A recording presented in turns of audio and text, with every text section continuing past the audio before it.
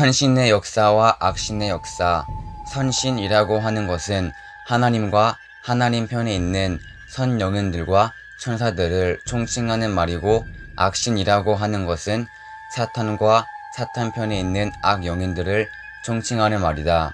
선과 악이 그러하듯이 선신의 역사와 악신의 역사도 동일한 모양으로 출발하여 그 목적을 달리하고 있는 것이다. 선신의 역사는 시간이 흐를수록 그 개체의 평화감과 정의감을 증진시키며 그 육신의 건강도 좋아지게 한다. 그러나 악신의 역사는 시간이 흐를수록 불안과 공포로 이기심을 증진케 하며 건강도 해롭게 한다. 그러므로 영적인 역사는 원리를 모르는 사람으로서는 그것을 분별하기가 대단히 어렵지만, 시간이 경과함에 따라 그 결과를 보아 그 내용을 알 수 있게 되는 것이다. 그러나 타락인간은 하나님도 사탄도 모두 대할 수 있는 중간 위치에 있기 때문에 선신의 역사인 경우에도 악신의 역사를 겸행하는 때가 많다. 또 악신의 역사도 어느 기간을 지나면 선신의 역사를 겸행하게 되는 경우가 많아서 원리를 모르는 입장에서는 이것을 분별하기가 곤란하다. 오늘날에 있어 많은 교육자들이 이에 대한 무지에서 선신의 역사까지도 악신의 것으로 몰아 하늘 뜻에 상반되는 처지에 서게 되는 것은 참으로 한심한 일이 아닐 수 없는 것이다. 영적인 현상이 점점 많아지는 오늘날에 있어서 선신과 악신의 역사를 잘 분간하여 분립할 수 없는 한 영통인들을 지도할 수 없는 것이다. 죄라는 것은 사탄과 상대 기준을 조성하여 수수작용을 할 수 있는 조건을 성립시킴으로써 천법을 위반하게 되는 것을 말한다. 그런데 죄를 분류해 보면 첫째로 원죄가 있는데, 이것은 인간 조상이 저지른 영적 타락과 육적 타락에 의한 혈통적인 죄를 말하는 것으로서 이 원죄는 모든 죄의 뿌리가 되고 있다. 둘째로는 유전적 죄가 있다. 이것은 부모가 지은 죄가 몇 대에 이른다고 한 십계명의 말씀과 같이 혈통적인 인연으로 그 후손들이 물려받은 선조의 죄를 말한다. 셋째로는 연대적 죄가 있다. 자신이 범죄하지도 않았고 또 유전적인 죄도 아니지만 연대적으로 책임을 져야 하는 죄다. 제사장과 규법사들이 예수님을 십자가에 내준 죄로 말미암아 유대인 전체가 그 책임을 지고 하나님의 벌을 받았고, 전 인류도 공동적인 책임을 지고 예수님이 재림하실 때까지 고난의 길을 걷게 된 것이다. 넷째로 자범죄가 있으니 이것은 자신이 직접 범한 죄다. 여기에서 우리가 앞에 적은 바와 같이 원죄를 죄의 뿌리라고 한다면 유전적인 죄는 죄의 줄기, 연대적인 죄는 죄의 가지, 자범죄는 죄의 잎에 해당하는 것이다. 모든 죄는 그의 뿌리 되는 원죄로 말미암아서 생긴다. 그러므로 원죄를 청산하지 않고는 다른 죄를 근본적으로 청산할 수 없다. 그러나 숨어있는 이 죄의 뿌리는 그 누구도 알 수 없는 것이어서 인간의 뿌리로서 참 부모로 오시는 예수님만이 이것을 알고 청산하실 수 있는 것이다.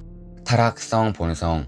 천사가 하나님을 배반하고 해와와 혈연 관계를 맺을 때에 우발적으로 일어났던 모든 성품을 해와가 계승하였고, 이렇게 되어서 천사장의 입장에 서게 된 해와와 다시 혈연 관계를 맺은 아담도 그 성품을 계승하게 되었다.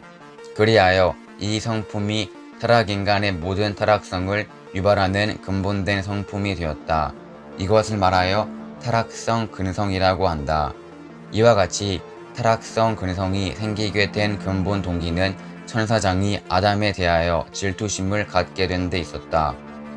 그러면 선의 목적을 위하여 창조된 천사장에게서 어떻게 되어 사랑에 대한 질투심이 일어날 수 있었을 것인가? 원래 천사장에게도 그의 창조 본성으로 욕망과 지능이 부여되어 있었다. 이와 같이 천사장은 지능을 가지고 있었기 때문에 인간에게 가는 하나님의 사랑이 자기에게 오는 그것보다 크다는 것을 비교하여 식별할 수 있었던 것이며, 또 그에게는 욕망이 있었기 때문에 하나님의 더 큰 사랑을 받고자 하는 마음이 있었을 것은 당연하다. 그리고 이러한 마음은 자동적으로 질투심을 일으킬 수 있었던 것이다.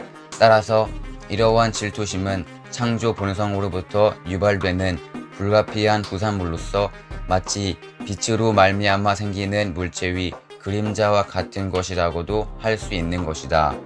그러나 인간이 완성되면 이러한 부수적인 욕망으로 인하여서는 결코 타락될 수 없는 것이다.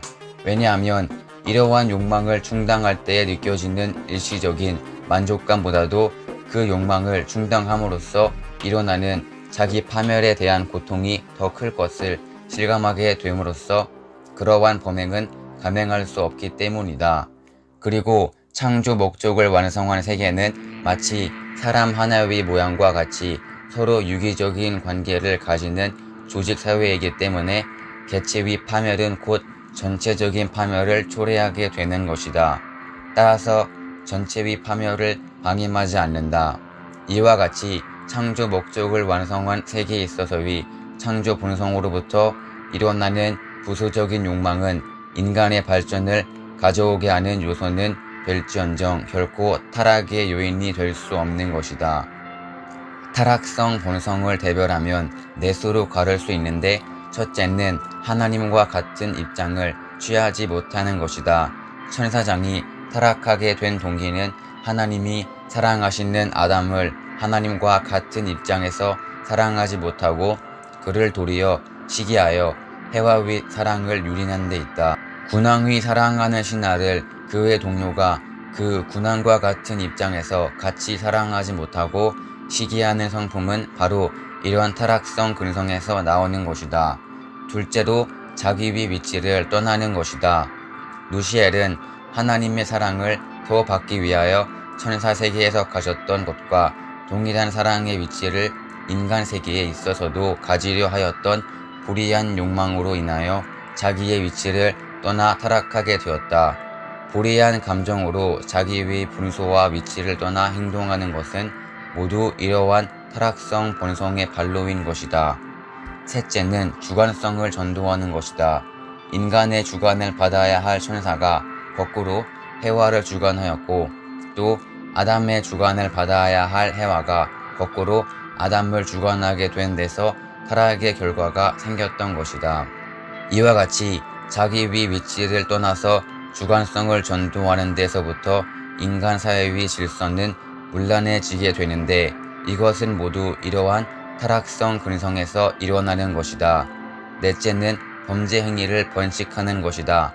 만일 해와가 타락한 뒤에 자기의 범죄를 아담에게 번식시키지 않았다면 아담은 타락되지 않았을 것이므로 해와만의 복귀는 쉬웠을 것이었다.